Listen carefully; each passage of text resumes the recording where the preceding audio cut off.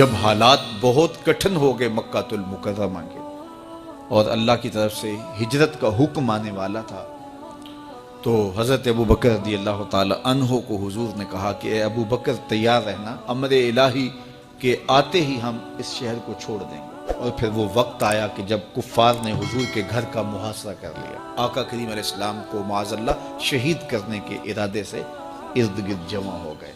آقا کریم علیہ السلام نے ہاتھ میں خاک پکڑی اور سورہ یاسین پڑھتے ہوئے ان کی آنکھوں میں جھونکتے ہوئے حضور گزر گئے اور انہیں پتہ بھی نہ چلا، اور وہ مکان کا محاصرہ کیے ساری رات کھڑے رہے۔ صبح بستر سے حضرت علی المرتضیٰ اٹھے، اللہ اکبر، تو آقا کریم علیہ السلام نکل گئے اور حضرت ابو بکر صدیق کے گھر تشریف لے گئے۔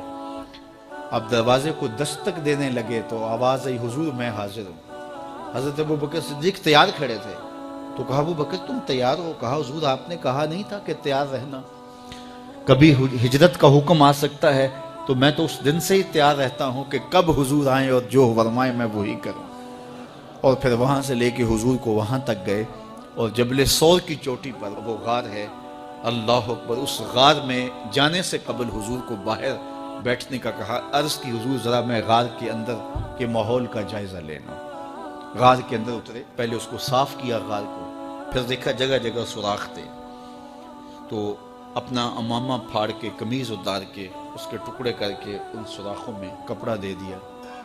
2 سوراخ ایک روایت کے مطابق، اور ایک روایت کے مطابق 1 سوراخ بچ گیا، اس میں اپنی ایڑی رکھ دی، اور پھر آواز دی جان عالم اندر تشریف لائی۔ تو آقا کریم علیہ السلام غار میں چلے گئے، تو سیدنا صدیق اکبر رضی اللہ تعالی عنہ نے اپنی گود میں آپ کا سر رکھا اور حضور لیٹ گئے۔ اللہ اکبر، کیا منظر ہوگا! صدیق اکبر نے حضور کو دیکھا اور جی بھر کے دیکھا، اور ایسا دیکھا کہ کوئی اور شریک بھی نہیں تھا۔ یہ واقعہ حضرت سیدنا عمر سے روایت ہے، کتب صحاح میں ہے، اور حضرت عمر رضی اللہ تعالی عنہ یہ بات بیان کرتے ہوئے رو پڑے، اور آپ کہا کرتے تھے کہ ابو بکر یہ غار والی نیکی مجھے دے دیں اور میری ساری زندگی کی نیکیاں لے لیں۔ اللہ اکبر۔ تو حضور علیہ السلام حضرت ابو بکر صدیق کی آغوش میں ہیں۔ اب ہوا کیا کہ سانپ نے جب ہر راستہ مسدود پایا، تو خیر وہ اس راستے پہ پہنچا جہاں انسانی گوشت نظر آیا، تو سانپ نے پھر ڈنگ لگایا۔ سانپ کا ڈنگ اچانک، تو انسان تو کپ کپا کے رہ جاتا ہے، اچانک تو چیونٹی کاٹ جائے تو انسان کپ کپا کے رہ جاتا ہے، چھپکلی گر جائے اچانک تو بندہ اپنے وجود کو جو ہے وہ متوازن نہیں رکھ پاتا۔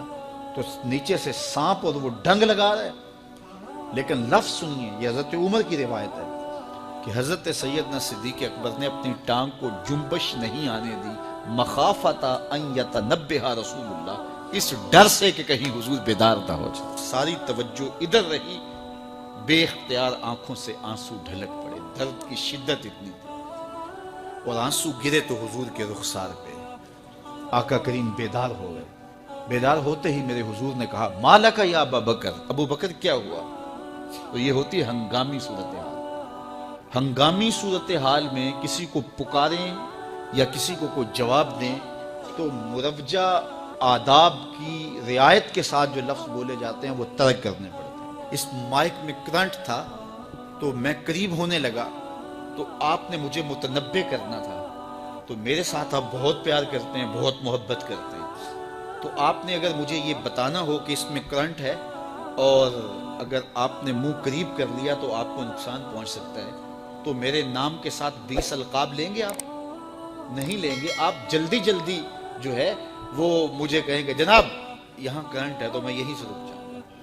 یہ تو ہے کہ آپ میرے لیے کر رہے ہیں، اور اپنے لیے کسی کو پکاریں تو پھر بھی یہی بات ہے۔ اللہ اکبر۔ اب حضور نے جب کہا نا مالک یا ابا بکر، ابو بکر کیا ہوا، تو اب ہنگامی صورتحال تھی نا، تو فوراً کہتے لدغت، ڈسا گیا، مجھے سانپ نے ڈس لیا، فوراً یہ کہتے ہیں نا۔ لیکن حضرت ابو بکر تیری محبت پہ قربان، کائنات میں آپ نے ایسا عاشق نہیں دیکھا ہوگا، سانپ ڈنگ پہ ڈنگ لگا رہا ہے اور ٹانگ شل ہو گئی ہے، زہر سرایت کر گیا ہے۔ حضرت ابو بکر نے جواب دیا، لدغت فداک امی و ابی یا رسول اللہ، حضور میری ماں بھی آپ کے قدموں پہ قربان، میرا باپ بھی آپ کی راہوں پہ نچھاور، مجھے سانپ نے ڈس لیا۔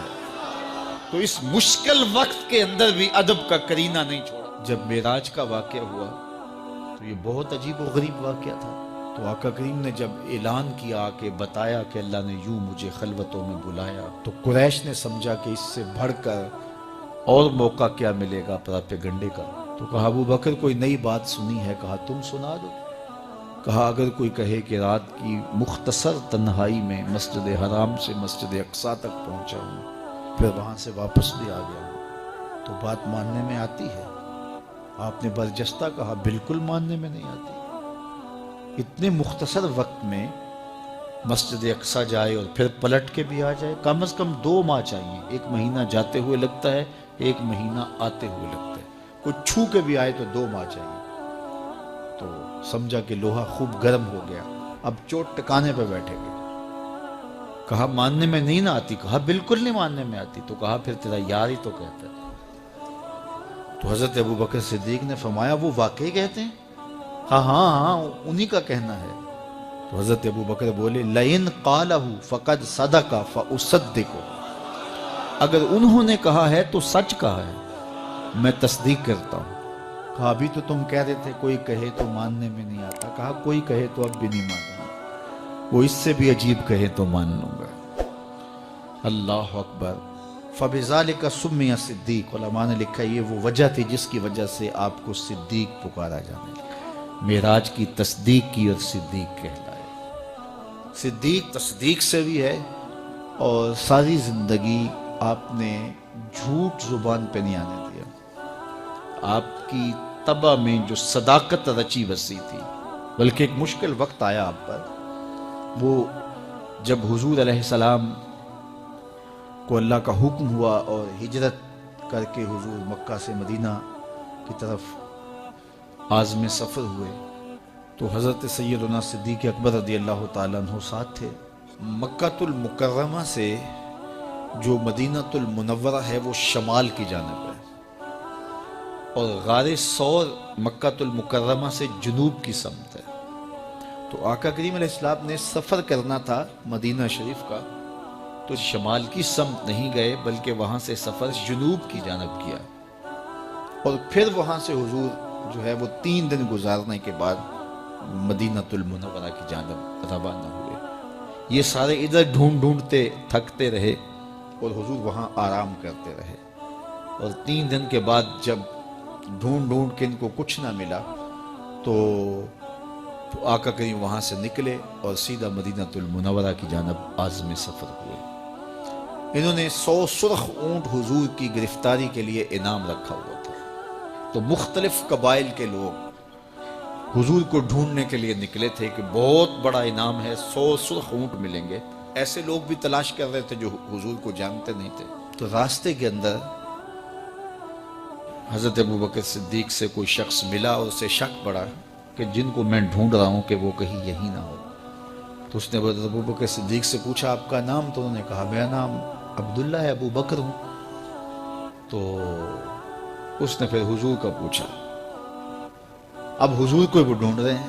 آج امتحان آیا نا، صدیق اکبر کی صداقت کا امتحان آ گیا اور عشق کا امتحان آ گیا۔ اگر کہیں یہ حضور ہیں تو عشق گوارا نہیں کرتا کہ یہ گرفتاری عمل میں آئے، اور اگر کہیں کہ یہ حضور نہیں ہیں تو ابو بکر صدیق کیسے رہیں گے؟ آج کل تو وہ سڑکیں بن گئی ہیں اور سائن لگے ہوئے ہیں، آپ اکیلے یہاں سے نکلیں تو جہاں جانا چاہیں خود جا سکتے ہیں۔ اس وقت تو پہاڑی راستے ہوتے تھے، یا تو لوگ قافلوں کے ساتھ چلتے تھے، اور اگر کسی کو ہنگامی طور پہ اکیلے جانا پڑتا تو وہ گائیڈ ساتھ لیتا جو راستے بتاتا۔ اس کو عربی میں ہادی کہتے ہیں، ہادی، رہنما، گائیڈ جو راستہ بتاتا۔ تو حضرت ابو بکر صدیق سے اس نے پوچھا یہ کون ہے آپ کے ساتھ؟ تو حضرت ابو بکر صدیق بولے ھذا ھادی یہدینی الی صراط المستقیم، یہ میرا ہادی ہے جو مجھے سیدھی راہ پہ چلا رہا ہے۔